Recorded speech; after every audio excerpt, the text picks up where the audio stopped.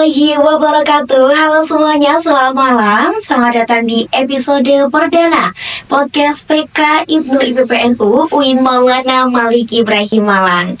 Aku Ulfa yang bakal nemenin kalian ngobrol santai tapi berbobot mengenai topik-topik seputar organisasi, mahasiswa, dan tentunya Ibnu IPPNU di kampus tercinta kita ini. Rekan-rekan kita, di episode perdana ini kita akan mengangkat tema yang cukup menantang sekaligus sangat seru untuk dibahas, yaitu relevansi Ibnu IPPNU di tengah arus organisasi kampus. Bertahan atau bersaing ya? Nah, di era kampus yang penuh pilihan dan dinamika ini, Ibnu IPPNU sebagai organisasi pelajar dan mahasiswa Nahdliyin harus tetap beradaptasi. Apakah cukup hanya dengan bertahan? Atau justru harus ikut bersaing nih dalam medan organisasi kampus yang semakin beragam? Nah, untuk mengupas tema yang sangat menarik ini, aku udah ditemani dengan dua narasumber yang sangat luar biasa sekali dari divisi kaderisasi Ibnu IPPNU PK UIN Maulana Malik Ibrahim Malang, yaitu ada rekan Iqbal dan juga rekan Nita Zara. Halo, selamat malam. Oke, gimana nih? Tadi kesininya gimana nih, Mbak? Lancar apa enggak nih? Agak kehujanan dikit sih, karena kan awal tadi gerimis rekan Nita ya. Oh, kehujanan gerimis. Iya. Kalau rekan Iqbal sendiri? Alhamdulillah di tengah malmingnya Malang ya, lancar tadi kesininya. Lancar di Suhat situ nggak macet ya, Mas? Dikit, macet dikit. Ini jadi mengganggu malam minggunya rekan-rekan kita nih, nggak apa-apa nggak? Apa dong? Bos. Oke, kalau boleh tahu nih kesibukan dari rekan-rekan kita sendiri nih apa? Kalau dari aku ini ya, maklum lah ya, sebagai mahasiswa terakhir menyelesaikan tugas sidang skripsi. Terus ada juga kalau di luar kampus saya juga mengajar eskul dan menempati pengurus di organisasi lainnya rekan Nita. Wah, Masya Allah, luar biasa sekali, sangat sibuk ya. Agak Berarti kesini tadi menyempatkan gitu ya. iya, menyempatkan. Kalau rekan Iqbal sendiri kesibukannya apa nih? Iya, sebenarnya sama sih kan, sama-sama semester 8 ya sama rekan Nita Zahra. Jadi sekarang lagi fokus bimbingan skripsi juga. Di sisi lain juga di sela-sela bimbingan itu juga lagi ngajar juga sekarang di sekolah gitu. Nah, Masya Allah, sama-sama sibuk nih. Iya.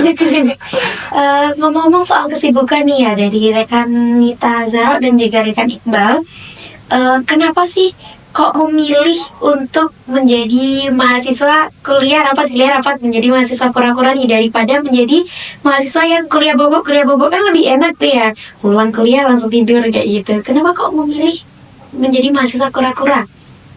Bisa. Oke, jadi kenapa sih kok milih jadi mahasiswa kura-kura? Jadi itu semua dimulai pas awal semester 1 ya.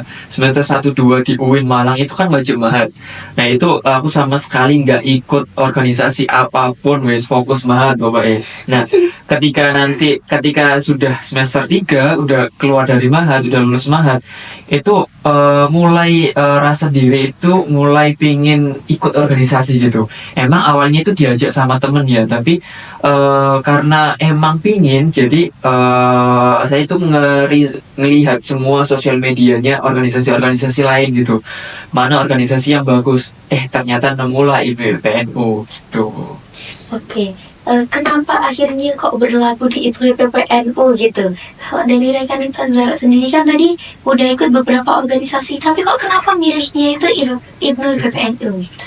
Ya sebenarnya kan juga mengikuti beberapa organisasi, tapi lebih ini rahasia aja ya rekan Nita, refer ke Ibnu IPPNU ya. Soalnya teman-teman saya tuh banyak bilang, kenapa kok kamu lebih aktifnya sibuknya di IPPNU, bahkan di PAC, di BK pun gitu ya rekan Nita. Saya juga mengikuti Ibnu IPPNU daerah gitu, tidak hanya di komisariat. Karena menurut saya Ibnu IPPNU ini adalah wadah untuk kita itu berkembang, namun dengan berlandaskan ideologi kita, yaitu Ahlussunnah wal Jamaah, sehingga kita dapat kayak di pondok kan ada ini ngaji, kalau di kita di universitas kan nggak ada ya rekan Nita, kan sesuai jurusan masing-masing. Jadi saya memilih Ibnu IPPNU juga ada ngajinya, terus nggak melulu ngaji ternyata Rekanita, ada diskusi kritisnya juga, ada debat, terus ada skill-skill kayak fotografi, terus kayak public speaking dan lain-lain. Makanya saya lebih aktif di IPNU UIM. Oke, berarti aktif di IPNU IPPNUI ini karena profit yang didapat kayaknya banyak Banyak banget. banget. Oke, kalau boleh tahu nih dari rekan-rekan kita sendiri, menurut kalian peran IPNU IPPNU di kampus tuh apa sih? Apakah sekedar tempat ngumpul aja, atau ada misi yang lebih besar nih daripada itu? Mungkin rekan Iqbal bisa. Oke, jadi perannya IPNU IPPNU di kampus sendiri itu kan untuk organisasi NU sendiri di kampus kan ada emang PMI ya. Iya. Nah, tapi itu kan lebih ke arahnya aktivis gitu. Tapi untuk IPNU IPPNU itu memang lebih fokus ke arah kita merawat amaliyah Ahlussunnah wal Jamaah gitu. Karena kurangnya mungkin mahasiswa itu sekarang kan lebih banyak harus fokus ke dirinya sendiri saja. Jarang yang benar-benar mengembangkan dirinya terutama di Ahlussunnah wal Jamaah gitu. Makanya IPNU IPPNU udah hadir di kampus sebagai wadah untuk kita mengembangkan dan mewadahi pokoknya orang-orang yang berwawasan Ahlussunnah wal Jamaah. Oke, nah tapi kan sekarang nih ya banyak mahasiswa yang lebih memilih gabung untuk ke UKM yang profit centric atau fokus ke magang, freelance dan lain sebagainya gitu ya rekan-rekan kita. Nah, gimana sih caranya IPNU IPPNU sendiri merespon tren pragmatis seperti itu dan tetap bisa menanamkan nilai-nilai pengabdian tanpa menutup mata terhadap tuntutan karir? Oke, jadi kita di sini membahas tentang mahasiswa pragmatisme. Kan kita banyak saingannya ya, kayak organisasi UKM yang ada profitnya, terus yang magang-magang begitu kan menggiurkan sekali ya bagi Gen Z. Karena kalau perempuan sendiri kan skincare-nya mahal sekali gitu ya. Oke, kalau dari saya organisasi IPNU IPPNU ini tidak memberikan profit secara dhahiriyah tapi batiniah. Nah, profit batiniah ini kita bisa kelola menjadi profit yang dhahiriyah seperti pelatihan skill-skill, terus kayak nanti di situ kita diajarkan cara berbisnis juga ada, soalnya kan ada departemen BUM juga ya rekanita gitu. Lah kalau event-event itu biasanya juga diajari kayak bagaimana mengelola event kayak gitu rekanita.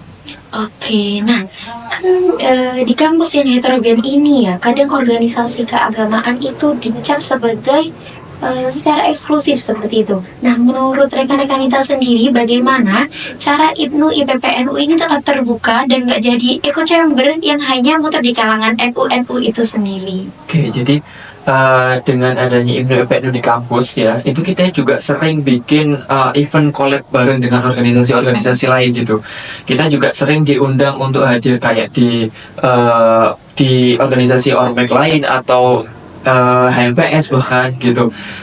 Bahkan juga kita sering untuk mengadakan acara yang besar. Contohnya kemarin kita habis bikin harla yang mencakup seluruh UIN gitu. Iya, wow, sangat Besar. Dananya besar ya. Oke. Oke. Nah, terakhir ya. Dari tadi di belakang kamera tuh ada yang udah stop gitu. Ya, terakhir.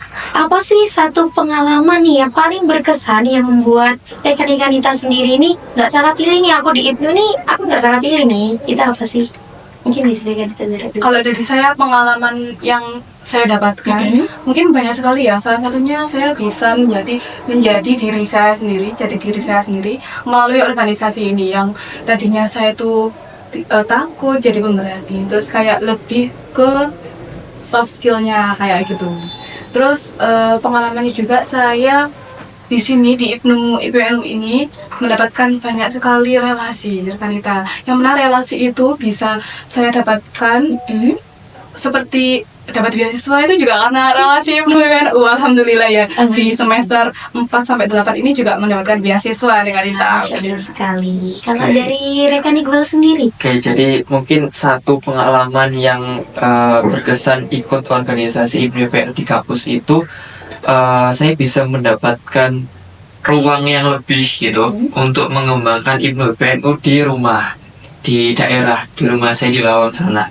Nah, dengan berbekal pengetahuan segala apa yang sudah didapatkan, pengalaman-pengalaman berharga semuanya yang di kampus, itu saya bawa semuanya ke rumah gitu. Dan alhamdulillah sekarang di rumah di Lawang juga organisasi IPNU PNU-nya juga berkembang banget gitu. Berkat ikut di IPNU UI.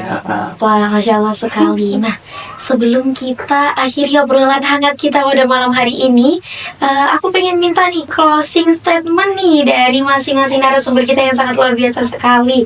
Mungkin kesan-pesan selama di IPNU dan juga pesan buat rekan-rekan kita lainnya yang sekarang masih berkhidmat di IPNU IPPNU. Oke, kalau saya berkutip dari pesannya Kiai Haji Thalha Mansur. Jadilah di IPNU IPNU ini membentuk manusia yang berilmu, bukan membentuk manusia yang berkasta elit di dalam masyarakat, tapi kita harus melebur ke masyarakat. Terus untuk pesan dari saya untuk adik-adik yang berproses dan bertahan di PK IPNU IPNU UIN Malang, terkhusus ya ini khususon gitu ya.